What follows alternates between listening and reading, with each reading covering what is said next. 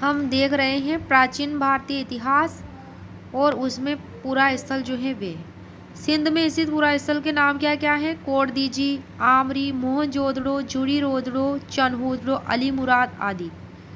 पश्चिमी पंजाब यानी कि पाकिस्तान में स्थित पूरा स्थल हड़प्पा, डेरा इस्माइल खान, रेमान डेरी, जलीलपुर आदि।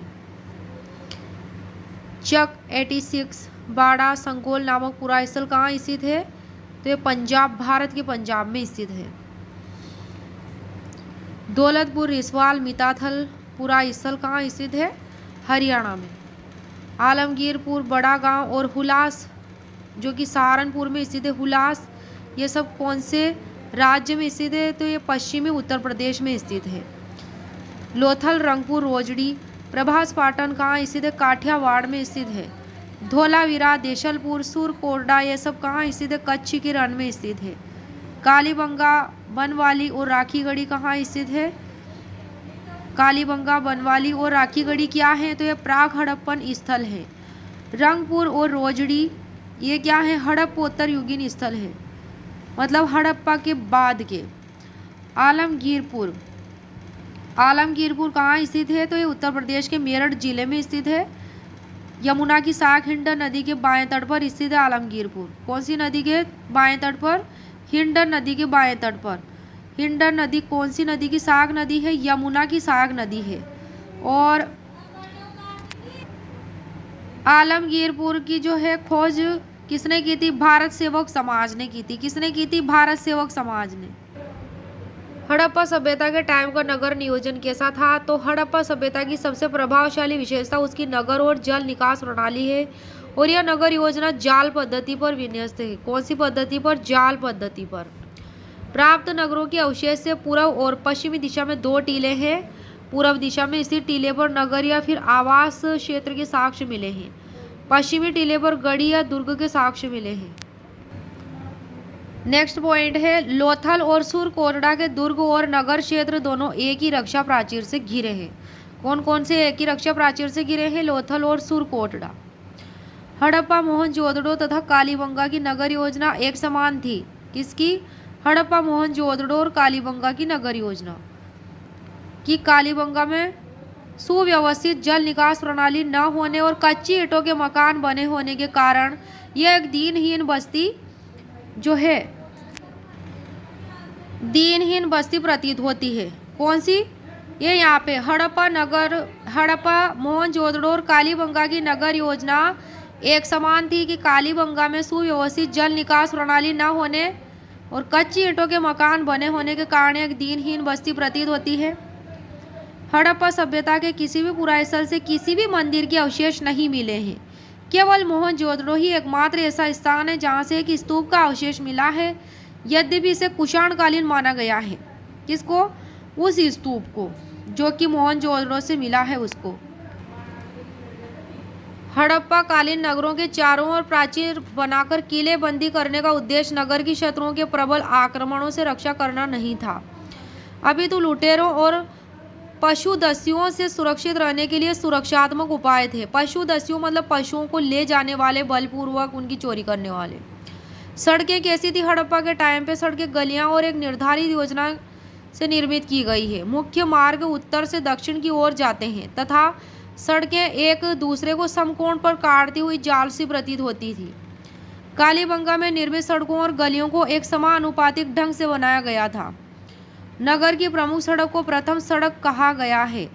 आमतौर पर नगरों में प्रवेश पूर्वी सड़क से होता था और जहां यह प्रथम सड़क से मिलती थी उसे ऑक्सफोर्ड सर्कस कहा गया है। सड़कें मिट्टी की बनी होती थी। नालियाँ, अब नालियाँ कैसी होती थी हड़प्पा के टाइम की? तो जल निकास प्रणाली सिंधु सभ्यता की एक अद्वितीय विशेषता थी। जल निकास प्रणाली कैसी थी? सिंधु सभ्यता की एक अद्वितीय विशेषता थी। हमें अन्य किसी भी समकालीन सभ्यता में नहीं प्राप्त होती है ऐसी। नालियाँ ईंटों या पत्थरों से ढकी होती थी। इनके निर्माण में मुख्यतः ईंटों और मोर्टार का प्रयोग किया जाता था, पर कभी कभी चूने और जिप्सम का प्रयोग भी किया जाता था। घरों से जल निकासी मोरियों द्वारा होती थी जो मुख्य नालियों में गिरती थी। मोहनजोदड़ो की जल निकासी प्रणाली अद्भुत थी और हड़प्पा की निकास प्रणाली तो और विलक्षण थी। कालीबंगा के अनेक घरों में अपने अपने कुएं थे। ईंटें कैसी होती थी? तो ईंटें हड़प्पा के टाइम पे हड़प्पा, मोहनजोदड़ो और अन्य प्रमुख नगर पकाई गई ईंटों से पूर्णतः बने थे, जबकि कालीबंगा और रंगपुर नगर कच्ची ईंटों के बने थे। कालीबंगा और रंगपुर कैसी ईंटों के बने थे? कच्ची ईंटों के। हड़प्पा, मोहनजोदड़ो और अन्य प्रमुख नगर पक्की ईंटों के। सभी प्रकार की ईंटों की एक प्रमुख विशेषता थी कि वे एक निश्चित अनुपात में बने होते थे। अधिकांशतः आयताकार थे, जिनकी लंबाई उनकी चौड़ाई की दूनी और ऊंचाई मोटाई चौड़ाई की आधी थी। सभी प्रकार के ईंटों की एक विशेषता थी, एक निश्चित अनुपात में बने थे ये और आयताकार थे।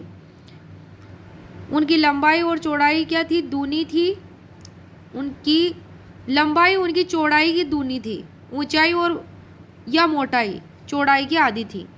ऐसा था वहाँ के जो ईंटें थी उनका ये अनुपात, लंबाई चौड़ाई का अनुपात, ऊंचाई का अनुपात, लंबाई चौड़ाई तथा ऊंचाई का अनुपात 4:2:1। एक ईंट का आकार कैसा होता था? 10.5 × 5.0 × 2.25 इंच था। बड़ी ईंटों का प्रयोग नालियों को ढकने में किया जाता था। हड़प्पा के टाइम पे बड़ी ईंटों का प्रयोग किसको ढकने में किया जाता था? नालियों को ढकने में किया जाता था। मोहनजोदड़ो से मिली हड़प्पा सभ्यता की सबसे बड़ी ईंट 51 सेंटीमीटर × 26.27 सेंटीमीटर × 6.35 सेंटीमीटर के आकार की थी। दीवार की फर्शों के कोने या किनारे बनाने के लिए एल आकार की ईंटों का और स्नानागार की फर्श बनाने के लिए जल रोधी छोटी ईंटों का प्रयोग किया जाता था। नेक्स्ट है भवन के बारे में। तो भवन कैसे होते थे? हड़प्पा कालीन नगरों के भवन 3 श्रेणियों में विभाजित किए जा सकते हैं। आवासीय भवन, दूसरे विशाल भवन और तीसरे सार्वजनिक स्नानागार और अन्नागार आदि। मकानों का निर्माण सादगीपूर्ण किया गया था, उनमें एकरूपता थी। कालीबंगा के कुछ मकान की फर्श में ईंटों का प्रयोग किया गया। प्रत्येक मकान में एक आंगन, एक रसोई घर और एक स्नानागार बना होता था। घरों के दरवाजे मुख्य सड़क की ओर न खुलकर पिछवाड़े की ओर खुलते थे, पीछे की ओर।